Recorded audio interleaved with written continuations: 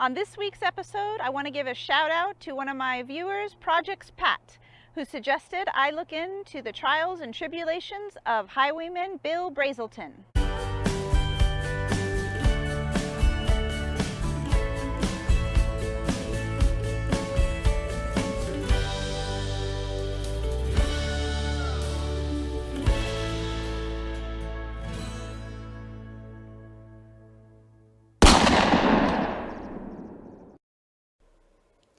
Not much is known about Bill Brazelton before he showed up in Prescott in 1876 and convinced a group of unsuspecting folks that he could eat a wagon wheel.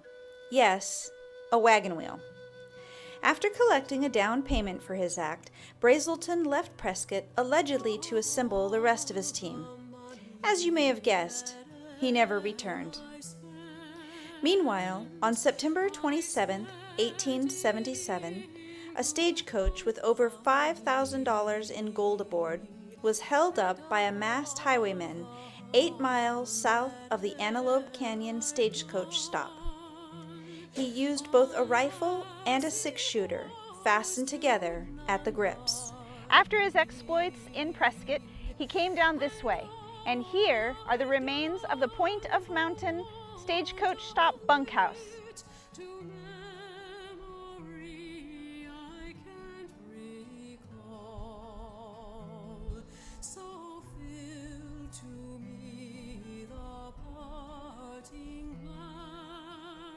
It was from this location that 2 stagecoaches departed for their rendezvous with the masked highwayman known as Bill Brazelton.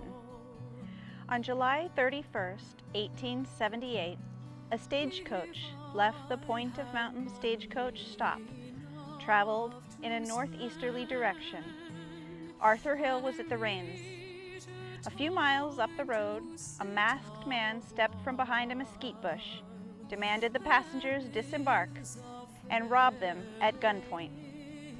A few weeks later, on August 14th, the same driver, Arthur Hill, was driving the same stagecoach along the same route. A passenger had asked him to ride shotgun so he could see where this armed robbery had been held. As Arthur Hill was about to show him the same mesquite bush, out came a masked man and again robbed the stagecoach, this time making off with $234.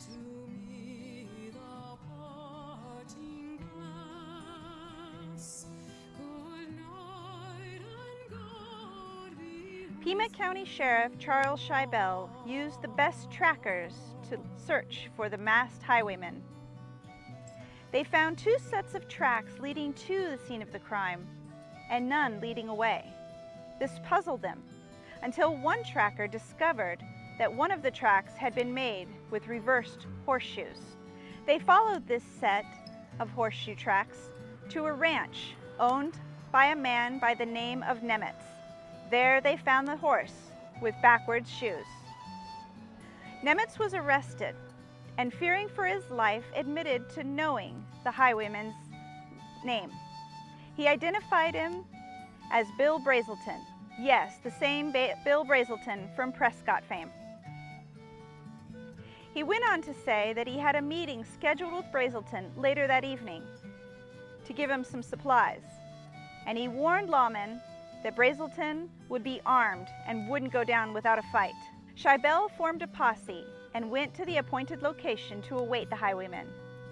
Later that night, when Bill Brazelton arrived, lawmen opened fire and took him down. When they thought he was no longer a threat, they approached him cautiously and inspected his body. They found 10 bullet holes in his chest, 2 cartridge belts fully loaded, a Spencer rifle, and 2 6-shooters.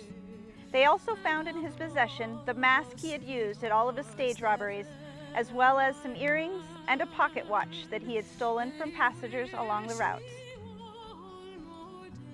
They took his body into the town of Tucson. After the ambush and takedown of Bill Brazelton, his body was brought here to the grounds of the Pima County Courthouse. Behind me, you see the 3rd courthouse. His body was on display in front of the adobe 2nd courthouse, seen here.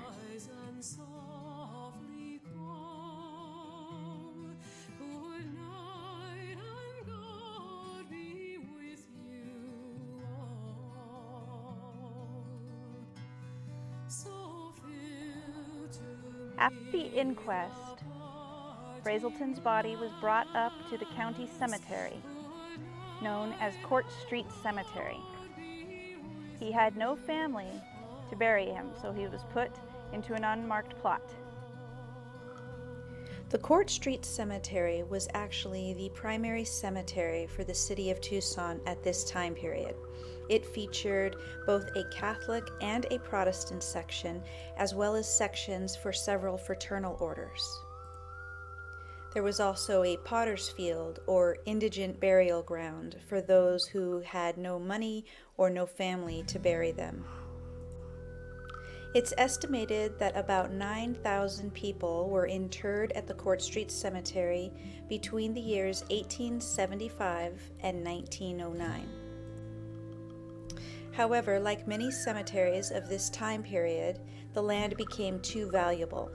So in 1907, the Holy Hope Cemetery and the Evergreen Cemetery were built just outside of what was then Tucson city limits. In 1915, Court Street Cemetery had closed down, and they had asked family members to pay to have their bodies removed and taken to either Evergreen Cemetery or to Holy Hope Cemetery.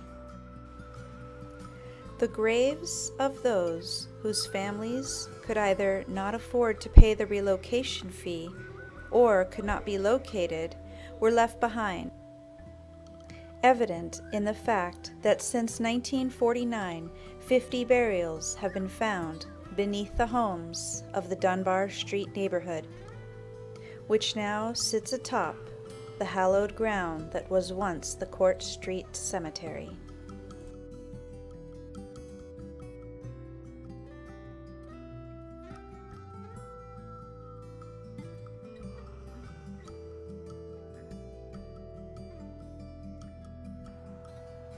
Brazelton had no family, and it is likely his body still remains interred here at the Court Street Cemetery.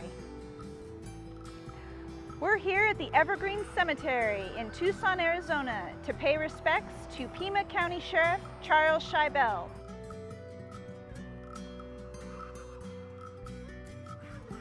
The lawman who took down Bill Brazelton, the masked highwayman.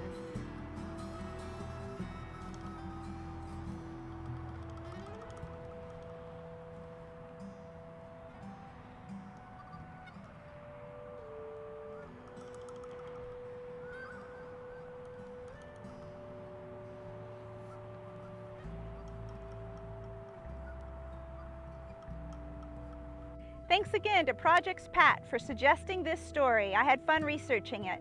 If you have any other stories you'd like me to look into, please leave a comment below. Go ahead and subscribe to Wild West Adventures. Give this video a thumbs up and hit that bell button to receive notifications. Onward to the next one.